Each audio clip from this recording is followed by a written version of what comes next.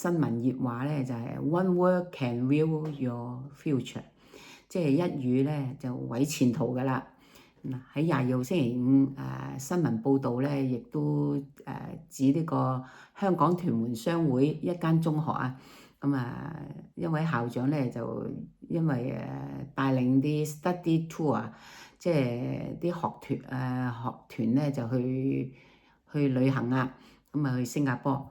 咁而因為咧租用呢個旅遊巴咧，就泊車嗰陣時咧就有2名呢個非華籍嘅女保安咧有爭執，同埋咧加上咧佢就用咗一句flower language 啊，即係粗口啊，去辱罵對方啊，交叉人哋同埋問候人哋媽媽。咁另外一條咧短片咧，亦都報導佢咧就校長咧當時咧就用粗口去鬧女保安啦，亦都咧令到咧喝令對方咧 you shut up， 即係叫人哋收聲啊。咁校長亦都用廣東話咧疑似用呢個女性嘅器官用字指罵他人啦。後方咧就有一位女嘅職員咧嘗試咧就將李校長咧即係拉後調停啊，但係未成功啊。而李校長亦都喺對方咧就叫人哋咧行開啲啦你咁樣喎。引起呢啲咁嘅關注咧，李校長就接受呢個點校呢個新聞報導咧。呢件事件嚟致歉嘅嚇，亦都指到咧今日咧就已經向校董會嗰度請辭啦。我作為一位校長咧，應該要以身作則嘅，亦都無論任何嘅情況咧，都要保持冷靜同埋克制。但係好可惜咧，自己又做唔到啦今次。我喺呢度咧就亦都想同啲同學講咧，唔好學我啊！喺片中裏邊咧，見到校長都一路都喺度抹眼淚嚇，真係大家咧你感到佢咧呢種勇氣可嘉嘅，其實因為咧道歉唔係咁容易嘅事嚟嘅。又聽聞咧佢平時咧都有訓導啲學生要以禮待人嘅。咁你加上平時都個態度都唔係咁樣。可能真係令到佢好氣憤啊！忍唔住道氣咧，同人哋嘈啦，係嘛？本來呢啲好閒嘅事嚟嘅，我哋本地人咧真係聽慣咗，唔覺得係啲乜嘢喎，係咪啊？呢個咧就咁啱你嘅工作嘅背景係有關係啦。如果你身為一位scholar 咧，你用詞不當嘅時候咧，可能令到你成個人生咧就冇地立足噶啦嚇。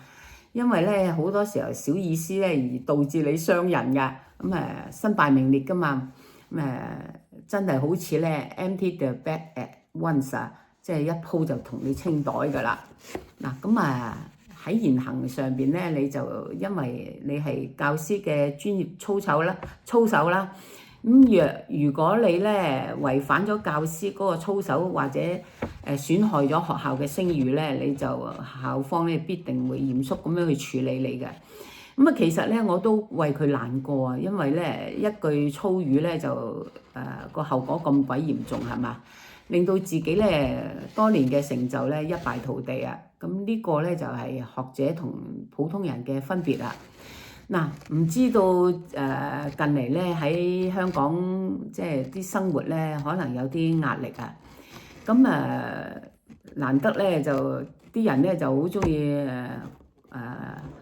講開啲鬧得人哋就鬧啦，係咪啊？即係用粗口鬧人咧就好痛快嘅事嚟嘅。真係，尤其是而家咧都近嚟咧網上啲 KOL 咧。都會好多時都會夾雜呢啲咁嘅助語詞啊，都呢個表現咧，我哋真係唔覺得有啲咩特別喎，亦都冇乜所謂嘅喎。但係咧就如果外國人咧聽起嚟就唔慣啊，始終都要慎言啊。衡量你自己而家喺呢個社會上面有咩地位嘅身份啊。有陣時我哋真係火到嘅嚟咧，真係唔知道自己嘅身份係乜嘢噶嘛。一衝口而出都大把人在噶嚇。有時咧你冇諗得咁清楚咧，你就會有得到個嚴重後果啦。嗱，話翻轉頭咧，調轉身份咧，你如果俾人鬧嗰個咧，你都會覺得無地自容嘅，係嘛？亦都唔係幾好受。證明咧要尊重別人咧，就亦都要以禮待人咧係必要㗎。亦都要學習自己要加強自己克制嘅能力啊，即係自制能力。咁其實佢真係唔係幾好彩啊，因為咧遇着啱啱啊，又係期望大家都要快啲忘記呢件事啦，係嘛？唔開心嘅嘢。咁亦都俾李校長咧重新咧返自己嘅工作崗位嚇，迎難而上啊！拜拜。